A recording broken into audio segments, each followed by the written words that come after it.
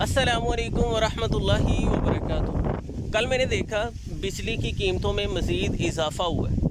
ایک طرف لوگ بیچارے بے حال ہیں، رو رہے ہیں، تڑپ رہے ہیں، سسک رہے ہیں، بلک رہے ہیں، اور دوسری طرف بجائے کوئی ریلیف دینے کے قیمتوں میں مزید اضافہ کر دیا گیا۔ یعنی پہلے ہی اتنا بوجھ لوگوں کے کندھوں پر موجود ہے کہ ان میں سکت نہیں ہے اسے اٹھا سکیں، اتنے بوجھ کو لے کے وہ قدم اٹھا سکیں۔ اس کے باوجود بجائے کوئی آسانی پیدا کرنے کے قیمتوں میں مزید اضافہ کر دیا گیا، یعنی ان کے رونے کرلانے کو نظر انداز کر دیا گیا۔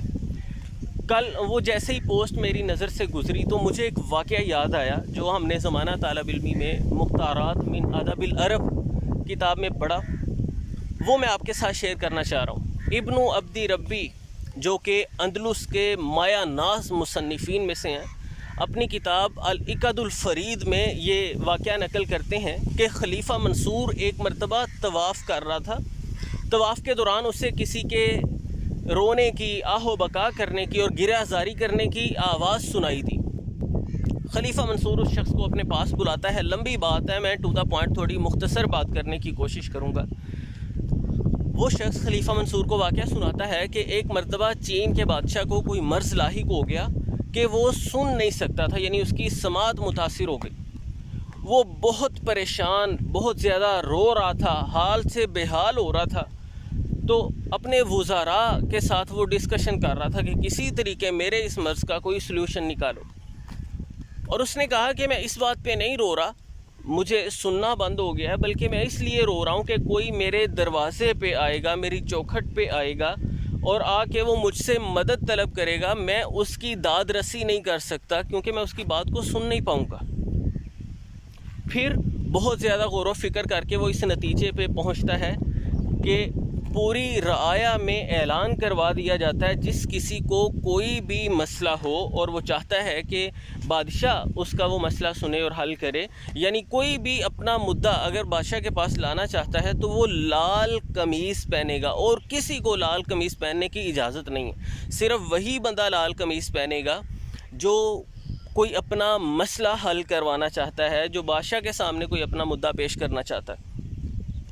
اب بادشاہ روز راؤنڈ مارتا ہے، سارے علاقے میں گھومتا ہے، پھرتا ہے، جہاں کہیں مارکیٹوں میں، بازاروں میں کوئی بھی لال قمیص پہنے ہوئے شخص نظر آتا ہے، وہ اس کے پاس رکتا ہے، کسی بھی طریقے سے پھر اشاروں کنایوں میں یا وزراء کی مدد سے یا کیسے بھی اس کا مسئلہ سنا جاتا ہے اور اس مسئلے کو حل کیا جاتا ہے۔ یعنی وہ اپنی سماعت کے چلے جانے پر اس لیے اتنا شدت سے پریشان ہوتا ہے کہ اب میں اپنی رعایا کے مسائل نہیں سن پاؤں گا، اور جب اس کے پاس ایک سلوشن آ جاتا ہے کہ جس کو بھی کوئی مسئلہ پیش ہے وہ لال قمیص پہنے، وہ اس کا اعلان کروا دیتا ہے اور پھر اس طریقے سے اپنی رعایا کے مسائل حل کرتا ہے کہ باہر نکلتا ہے، جہاں بھی لال قمیص والا کوئی نظر آتا ہے وہ اس کے پاس رکتا ہے، اس کا مسئلہ پوچھتا ہے اور اسے حل کرتا ہے۔ تو یہ ایک ایسے بادشاہ کا واقعہ ہے جو اللہ رب العزت پر ایمان پوری طرح سے نہیں رکھنے والا، جو توحید میں خالص نہیں ہے، جس کا عقیدہ آخرت بھی پتہ نہیں کیسا ہے اور کیسا نہیں ہے۔ اور ایک طرف ہمارے حالات کو دیکھ لیجئے، ہمارے مقتدر طبقہ کو دیکھ لیجئے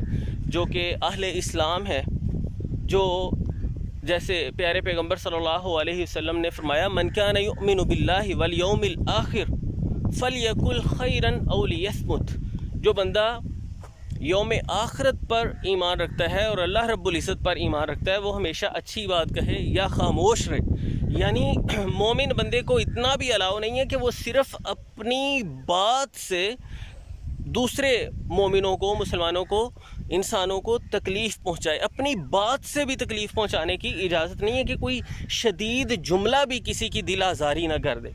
تو اگر ہمیں یوم آخرت پہ ہمارا ایمان ہے، اس کا تقاضا یہ ہے کہ ہم پوری طرح سے محتاط رہیں کہ ہم کسی کو تکلیف تو نہیں دے رہے۔ آپ دیکھیں جو دین اپنی بات سے تکلیف دینے کی اجازت نہیں دے رہا کہ اپنے جملے سے ہم کسی کی دل آزاری کر سکیں، تو فزیکلی کسی کو ٹارچر کرنا، کسی کے مال کو، کسی کی عزت کو، آبرو کو نقصان پہنچانا کیسے الاؤ کر سکتا ہے؟ اور ان ساری چیزوں پہ بھی مفصل روایات ہیں اور قرآنی آیات ہیں۔ میں اپنی بات کو مختصر کرنا چاہوں گا۔ دعا ہے کہ اللہ تعالیٰ ہمارے مقتدر طبقے کو بھی احساس جیسی دولت سے نوازے کہ وہ بھی احساس کرنے والے بن جائیں، ہمدردی اور خیرخواہی کرنے والے بن جائیں۔ باقی آپ تو ان باتوں کو پہلے ہی سمجھتے ہیں، اور احساس جن لوگوں کو دلانا ہے ان تک میری ویڈیو کی رسائی شاید ممکن نہیں ہوگی۔ میں تو دعا کرتا ہوں کہ کسی صاحب اختیار تک یہ ویڈیو جائے اور وہ ذرا دل سے سوچے کہ مجھے لوگوں کو فائدہ پہنچانا ہے، ان کے ساتھ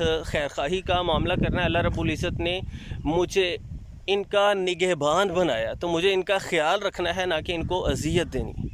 ٹھیک ہے جی، اتنی باتیں کافی ہیں۔ اللہ حافظ۔